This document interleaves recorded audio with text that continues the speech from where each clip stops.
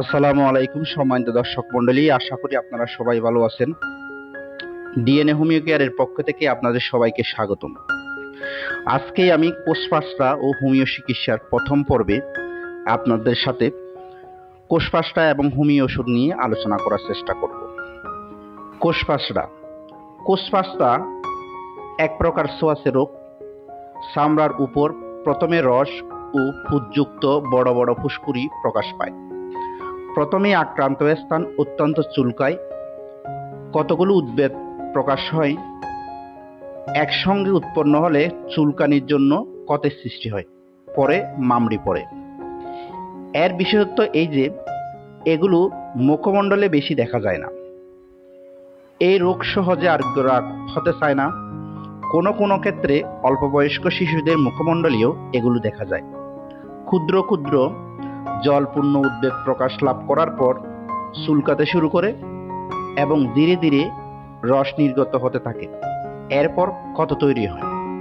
লক্ষণ: দেহের বিভিন্ন স্থান যেমন হাত, পা, আঙ্গুলের ফাঁক, উরু, কবজি, কনুই, বগল, পেট, অন্ডকোষ প্রভৃতি স্থানে ভয়ানক চুলকাতে থাকে। ওই সকল স্থানে ইতস্তত বিক্ষিপ্ত চুলকানি বের হয় এবং কিছুদিনের মধ্যে এই চুলকানিগুলো পাকতে শুরু করে পুঁজ হয়। কখনো বা পোষকার্নিয়ায় পুঁজ ভর্তি উদ্ভিদ বের হয়। পাকলে বা পুঁজ জন্মালে ব্যথা হয়, যন্ত্রণা করে, আড়ষ্টভাবে সৃষ্টি হয়। পরে বড় বড় ক্ষতের সৃষ্টি হয় এবং ওই পুঁজ সুস্থ চামড়ায় লাগলে পুনরায় সেখানে উদ্ভিদ বের হতে থাকে। মুখমণ্ডল ও মাথায় এই রোগ বেশি দেখা যায় না। উদ্ভিদ হতে পুঁজ পরীক্ষা করলে জীবাণুর উপস্থিতি ধরা পড়ে। প্রায় চুলকানির ফলে আঁচড়ের দাগ, সেকেন্ডারি ব্যাকটেরিয়াল ইনফেকশন হয়ে পাসড়া বা পুঁজ সৃষ্টি হয়। হোমিও চিকিৎসা: এক্ষেত্রে অনেকগুলো হোমিও ওষুধ কাজ করে। তার মধ্যে প্রথম ওষুধ সুরিনাম। সুরিনামের বেশ কিছু লক্ষণ রয়েছে।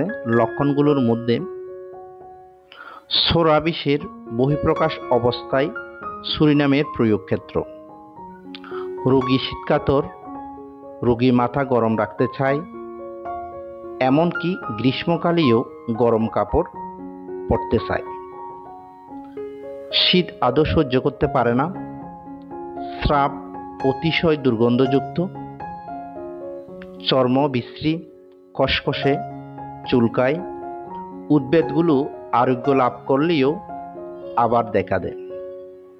সেবনবিধি: সুরিনাম 6 বা সুরিনাম 30 এক মাত্রা করে দিনে 2 থেকে 3 বার সেবন করতে হবে। দ্বিতীয় ওষুধ সালফার। সালফার হোমিওপ্যাথির একটি গুরুত্বপূর্ণ ওষুধ। সালফারের ক্ষেত্রে অনেকগুলো লক্ষণ রয়েছে।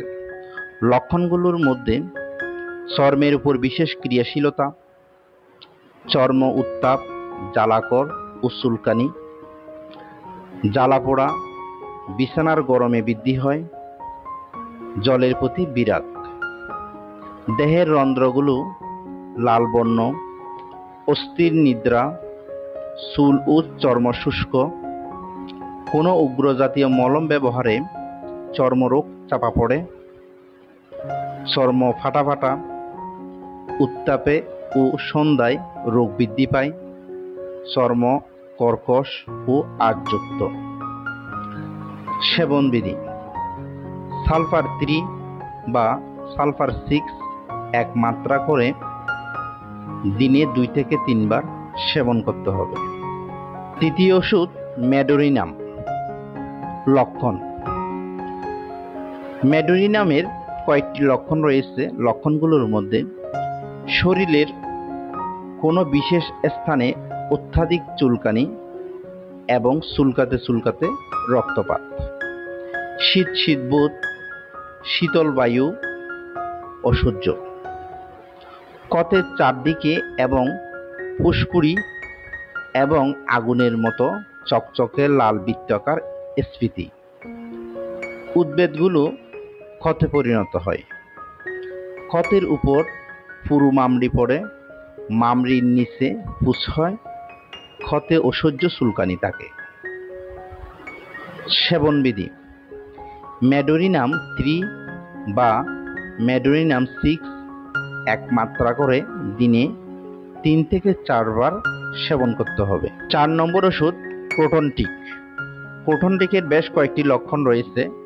লক্ষণগুলোর মধ্যে অতিশয় চুলকানি, জ্বালা, পুঁজ পড়া, পাঁচটার উপর মামড়ি পড়ে, চর্মের আরক্তভাব, চুলকানি ও বেদনাযুক্ত উদ্ভিদ, রসপূর্ণ ও পুঁজপূর্ণ উদ্ভিদ, অন্ডকোষের পীড়া, উদরাময় লক্ষণ। উদরাময় ও চর্মরোগ পর্যায়ক্রমে আসে।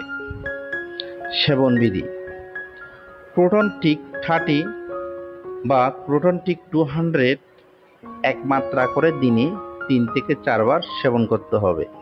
পঞ্চম ওষুধ মার্কুরিয়াস। মার্কুরিয়াস হোমিওপ্যাথি জগতের একটি খুব গুরুত্বপূর্ণ ওষুধ। মার্কুরিয়াসের অনেকগুলো লক্ষণ রয়েছে।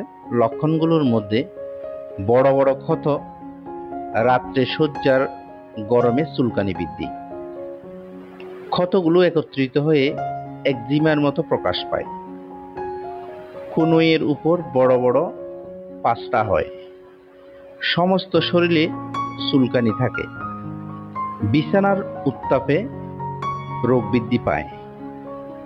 পদদ্বয় স্ফীত, প্রাতকালীন উদরাময় হয়। সামান্য সূর্যের তাপ লাগলে হাসি হয়। মল হলুদ বর্ণ এবং বিভিন্ন পদার্থ মিশ্রিত থাকে। সেবনবিধি: মার্কুরিয়াস 6 বা মার্কুরিয়াস 30 1 মাত্রা করে দিনে 2 থেকে 3 বার সেবন করতে হবে। এতক্ষণ যারা ধৈর্য সহকারে ভিডিওটি দেখেছেন, আপনাদের সবাইকে অসংখ্য ধন্যবাদ।